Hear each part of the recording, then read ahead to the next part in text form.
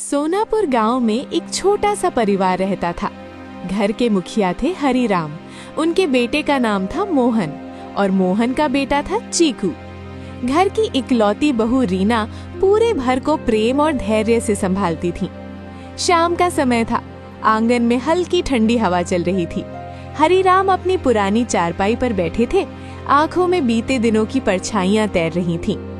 मोहन बेटा, आज तेरी अम्मा को गए पूरे 2 साल हो गए। समय तो जैसे तेजी से भाग गया, पर दिल का खालीपन आज भी वैसा ही है। जब वो इस घर में थी तो हर कोना मुस्कुराता था। उसकी हंसी से आंगन गूंजता था। जाते जाते वो मुझसे कुछ बातें कह गई थी, ऐसी बातें जिन्हें मैं आज तक अपने सीने में दबाए बैठा रहा। पर अब लगता है वो बातें तुम्हें और चीकू को बता देनी चाहिए, ताकि उसकी सीख इस घर में जिंदा रहे। पिताजी, माँ की याद तो मुझे हर रोज आती है। जब भी मैं कोई फैसला लेने जाता हूँ तो मन में यही सोचता हूँ कि अगर माँ होती तो क्या कहती। आपने कहा कि उन्होंने कुछ खास बातें आपसे कही थीं, तो आज हमें भी बताइए। शायद उन्हीं शब्दों में हमें आगे का रास्ता मिल जाए। माँ हमेशा कहती थी कि घर की असली ताकत एकता और सच्चाई में होती है। क्या वही बात थी या कुछ और? दादाजी, मुझे भी दादी की बहुत याद आती है। जब वो मुझे कहानी सुनाती थी ना, तो लगता था जैसे दुनिया की हर परेशानी दूर हो गई हो। वो कहती थी कि मैं बड़ा होकर बहादुर बनूं, लेकिन अच्छा इंसान बनना उससे भी ज्यादा जरूरी है। आपने जो बात कही है उसे जल्दी से बताइए ना दादाजी। मैं दादी की हर सीख अपने दिल में रखना चाहता हूँ। चीकू बेटे, तेरी दादी कहा करती थी कि जिंदगी में रास्ते बहुत मिलेंगे, कुछ आसान होंगे, कुछ मुश्किल, पर सही रास्ता हमेशा वही होता है जिसमें मेहनत हो, सच्चाई हो और किसी का हक न मारा जाए। उसने मुझसे कहा था कि चाहे हालात कैसे भी हों, अपने ईमान को कभी मत बेच देना।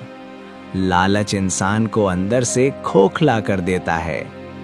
उसने कहा था कि हमारे घर की पहचान दौलत से नहीं बल्कि चरित्र से होगी, और वही असली विरासत है जो हमें आगे बढ़ाएगी। पिताजी, मैं वादा करता हूँ कि आपके और माँ के बताए रास्ते पर ही चलूंगा। चाहे कितनी भी मुश्किलें आए, मैं कभी गलत तरीके से आगे बढ़ने की कोशिश नहीं करूंगा। मैं चाहता हूँ कि चीकू भी यही सीखे कि मेहनत से मिली छोटी सफलता बेईमानी से मिली बड़ी जीत से कहीं बेहतर होती है। हम गरीब हो सकते हैं, लेकिन अपने उसूलों में कभी गरीब नहीं होंगे। दादाजी, पापा, मैं भी आप दोनों से वादा करता हूँ कि मैं हमेशा सच का साथ दूंगा। अगर कभी मेरे सामने 2 रास्ते आए तो मैं वही चुनूंगा जो दादी को पसंद आता। मैं बड़ा होकर ऐसा इंसान बनना चाहता हूँ जिस पर आप दोनों गर्व कर सकें। चाहे मुझे कितना भी संघर्ष क्यों न करना पड़े, मैं अपनी मेहनत और ईमानदारी से ही आगे बढ़ूंगा।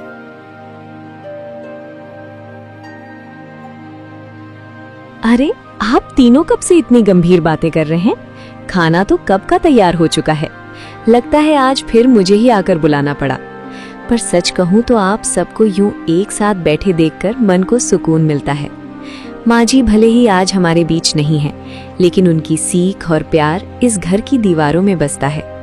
चलिए अब सब साथ बैठकर खाना खाते हैं, क्योंकि परिवार की असली ताकत भी तो यही साथ है। माँ, जल्दी खाना परोसिए ना, मुझे तो बहुत जोर की भूख लगी है। आज तो स्कूल में भी खेलते खेलते थक गया हूँ। अगर आपने फिर से मेरी पसंद की दाल बनाई है तो मैं 2 कटोरी खाऊंगा। और हाँ, दादाजी को भी ज्यादा परोसना। वो कहते तो नहीं, पर उन्हें भी भूख ज्यादा लगती है। रसोई में सब लोग साथ बैठकर भोजन करने लगे। हंसी मजाक के बीच में एक हल्की बेचैनी थी और मन में सवाल। मोहन बेटा, एक बात पूछनी थी तुझसे।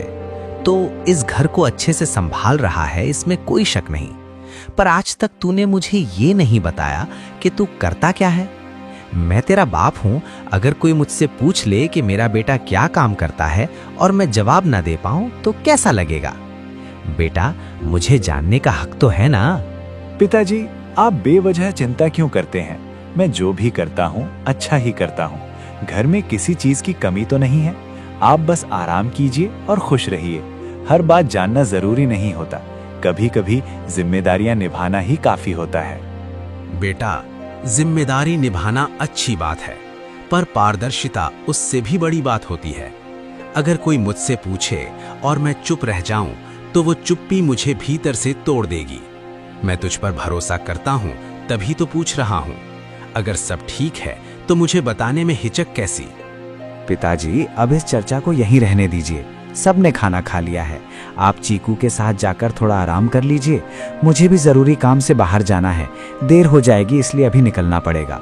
हरीराम को आश्चर्य तो हुआ, पर विश्वास ने सवालों को दबा दिया।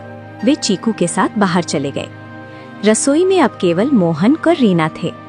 सुनिए, बाबूजी ने जो पूछा वही सवाल मेरे मन में भी है। आपने मुझे भी कभी साफ साफ नहीं बताया कि आप क्या काम करते हैं। मैं आपकी पत्नी हूँ।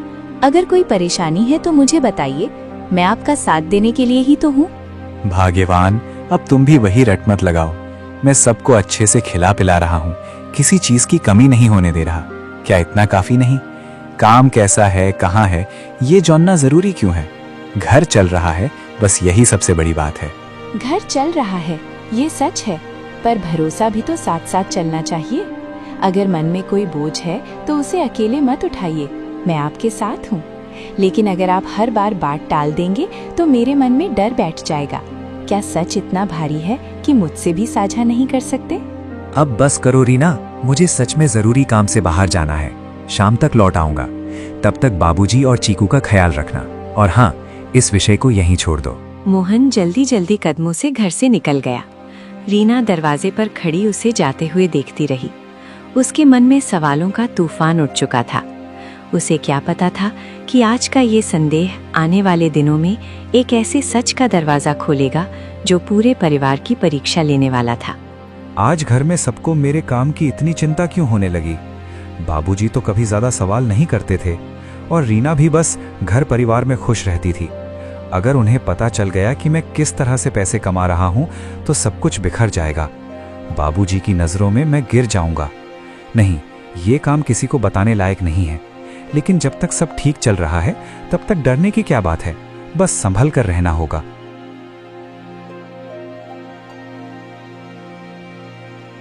अरे मोहन, आज आने में इतनी देर क्यों लगा दी? तुझे पता है ना, हमारा काम वक्त पर ना हो तो बाद में कितनी बड़ी मुसीबत खड़ी हो जाती है। ग्राहक इंतजार नहीं करते। अगर आज की योजना बिगड़ जाती तो पूरा फायदा हाथ से निकल जाता। बता, आखिर घर में ऐसा क्या हो गया था? क्या बताऊं यार, आज बाबूजी और रीना दोनों ही मेरे पीछे पड़ गए थे। बार बार पूछ रहे थे कि मैं करता क्या हूं, जैसे उन्हें अचानक सब जानने की पड़ी हो। बड़ी मुश्किल से बात टाली है मैंने। तू जानता है, हमारा काम अगर घर वालों को पता चल गया ना, तो मेरी दुनिया ही उलट जाएगी। बाबूजी तो ईमानदारी के पुजारी हैं। उन्हें भनक भी लगी तो समझो मेरा जीना हराम कर देंगे। मेरे घर में भी यही हाल है। सबको बस यही जानना है कि मैं करता क्या हूँ। लेकिन भाई, राज को राज ही रहने देना चाहिए। तूने कुछ बताया तो नहीं ना? अगर किसी को भनक लग गई तो खेल खत्म समझ। हमें चुप रहकर और समझदारी से आगे बढ़ना होगा। अरे मैं इतना भी नासमझ नहीं हूँ, कुछ नहीं बताया। चल अब ज्यादा बातें मत कर। आज पास वाले गांव की जो योजना है उसे भूलना मत। शाम ढल रही है, अगर समय निकल गया तो मौका हाथ से चला जाएगा। दोनों तेजी से पास के गांव की ओर बढ़ गए। कुछ घंटों बाद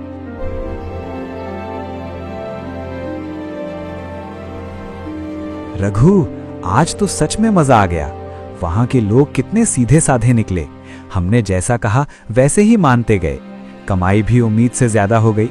अगर ऐसा ही हर रोज होता रहा तो यकीन मान, कुछ ही सालों में हम बड़ी हवेली में रहेंगे। मेहनत कम, पैसा ज्यादा, यही तो असली खेल है। खुश होना ठीक है, पर याद रख, जल्दी अमीर बनने का लालच ही लोगों को फंसाता है। अगर हमने अपनी चाल तेज कर दी तो लोग शक करने लगेंगे। धीरे धीरे और समझदारी से आगे बढ़ना होगा। और सच कहूँ, हर रोज इस नदी किनारे बैठकर ठंडी हवा खाना मुझे बहुत सुकून देता है। ये सुकून ही असली दौलत है। तू मेरा सच्चा दोस्त है रघु। तेरे साथ बैठकर लगता है जैसे सारी टेंशन दूर हो गई। देखना, बिना ज्यादा पसीना बहाए हम कितना कमा लेते हैं। कुछ लोग दिन रात खेत में मेहनत करते हैं, फिर भी इतना नहीं कमा पाते। किस्मत भी कोई चीज होती है मेरे भाई। दादाजी, पिताजी अभी तक क्यों नहीं आए? रात काफी हो गई है। जब पिताजी घर पर नहीं होते ना तो मुझे अच्छा नहीं लगता। मन में अजीब सा डर लगता है। काश वो जल्दी आ जाएं। बेटा, मुझे भी चिंता हो रही है।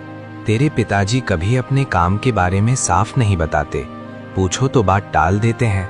पता नहीं कहाँ जाते हैं और क्या करते हैं। लेकिन हमें भरोसा रखना चाहिए। उम्मीद है सब ठीक होगा। मोहन, अब काफी देर हो गई है। घर पर वैसे ही ढेरों सवाल पूछे जाते हैं। अगर आज भी देर से पहुंचा तो नए सवाल खड़े हो जाएंगे। चल अब घर की ओर निकलते हैं। अरे अभी क्या जल्दी है? देख कितनी ठंडी हवा चल रही है। नदी भी कितनी शांत बह रही है। यहाँ बैठकर लगता है जैसे सारी दुनिया की चिंता खत्म हो गई हो। मन ही नहीं करता उठने का। माहौल अच्छा है पर जिम्मेदारियां भी हैं। देर होगी तो शक और बढ़ेगा। और याद रख, जितना कम लोगों की नजर में आएंगे उतना सुरक्षित रहेंगे। चल अब निकलते हैं।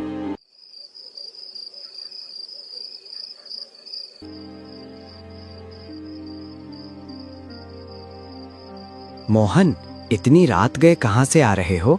तुम्हें अंदाजा है कितना समय हो चुका है? मैं कब से बैठा तुम्हारा इंतजार कर रहा हूँ। पूछ पूछ कर थक गया हूँ, पर तुम हर बार बात टाल देते हो। आखिर ऐसा कौन सा काम है जिसे अपने ही घर वालों से छुपाना पड़ रहा है? अगर तुम हमसे ही अपनी बातें साझा नहीं करोगे तो फिर किससे करोगे? पिताजी, अभी अभी काम से लौटा हूँ। बहुत थका हुआ हूँ। और आप फिर वही सवाल लेकर बैठ गए। मैं आप सबकी जरूरतें पूरी कर रहा हूं ना। घर में किसी चीज की कमी है क्या? फिर हर बार वही पूछताछ क्यों? थोड़ा आराम करने दीजिए। बाकी बातें फिर कभी कर लेंगे। ठीक है बेटा, आज के बाद मैं तुझसे इस विषय में कोई सवाल नहीं करूंगा। पर एक बात याद रख, ईमानदारी का रास्ता भले ही कठिन हो पर अंत में वही सुकून देता है। अगर तू मुझसे छुपाकर कोई गलत राह पर चल रहा है तो एक दिन बुरी तरह फंस जाएगा। उस वक्त शायद मेरी आज की बातें तुझे याद आएंगी और तब पछतावा बहुत भारी होगा। मोहन ने कोई स्पष्ट जवाब नहीं दिया, बस नजरें चुराते हुए भीतर चला गया। रसोई में रीना इंतजार कर रही थी। आज इतनी देर क्यों लग गई आपको? बाबूजी बहुत परेशान थे। बार बार पूछ रहे थे कि आप कहाँ हैं। उनके चेहरे पर चिंता साफ दिखाई दे रही थी। अगर आप देर से आएंगे तो सवाल तो उठेंगे ही ना। आखिर ऐसा कौन सा काम है जो आपको इतना दूर और इतनी देर तक रोके रखता है? भाग्यवान, आज काम थोड़ा ज्यादा था। लौटते वक्त रघु के साथ नदी किनारे बैठ गया था। ठंडी हवा चल रही थी तो थोड़ी देर बातें करते रहे। बस समय निकल गया। इसमें इतनी चिंता की क्या बात है? हर बात को शक की नजर से मत देखा करो। मैं शक नहीं कर रही, बस जानना चाहती हूँ। मैं आपकी पत्नी हूँ, आपके सुख दुख की साथी हूँ। अगर कोई बात है तो मुझे भी तो पता होना चाहिए। हर बार जब आप डाल देते हैं तो मेरे मन में डर बैठ जाता है। क्या मैं आपके भरोसे के लायक नहीं हूँ? तुम लोगों को हुआ क्या है? सुबह भी यही सवाल, अब रात में भी वही सवाल। मैं सबकी जिम्मेदारी उठा रहा हूँ, फिर भी भरोसा नहीं। दिन भर की थकान के बाद सोचा था तुमसे दो बातें कर मन हल्का करूं, लेकिन यहाँ तो हर तरफ पूछताछ ही हो रही है। आखिर कब तक समझाऊं? अगर मेरे सवाल से आपको ठेस पहुंची हो तो माफ कर दीजिए। आज के बाद मैं इस बारे में कुछ नहीं पूछूंगी। मैं बस आपका साथ देना चाहती हूँ, बोझ नहीं बनना। मेरा इरादा आपको दुख पहुंचाने का नहीं था। मैं नहीं चाहती कि मेरे कारण घर में कोई दरार आए। नहीं भाग्यवान, मेरा इरादा तुम पर गुस्सा निकालने का नहीं था। बस जब बार बार वही बात सुनता हूँ तो मन विचलित हो जाता है। चलो अब इन बातों को छोड़ो, मुझे भूख भी लगी है। सबको बुला लो, साथ बैठकर खाना खाते हैं, शायद मन भी हल्का हो जाए। रात को सभी लोग एक साथ खाना खाने के बाद हरिराम किसी से बात किए बिना सोने चला गया। पापा, दादाजी ऐसे चुपचाप क्यों चले गए? वो तो रोज खाना खाने के बाद हमारे साथ बैठकर हंसी मजाक करते हैं। आज उन्होंने एक शब्द भी नहीं कहा। क्या वो मुझसे नाराज हैं या फिर किसी बात की चिंता है? मुझे उनका यूं बिना बोले उठ जाना अच्छा नहीं लगा। कुछ तो बात है ना? नहीं बेटा, ऐसी कोई बात नहीं है। शायद उन्हें थकान ज्यादा हो गई होगी। उम्र के साथ शरीर जल्दी थक जाता है। कभी कभी इंसान बिना कुछ कहे ही आराम करना चाहता है। तुम ज्यादा मत सोचो, जाओ दादाजी के पास लेट जाओ। सुबह उठकर उनसे ढेर सारी बातें कर लेना, सब ठीक है।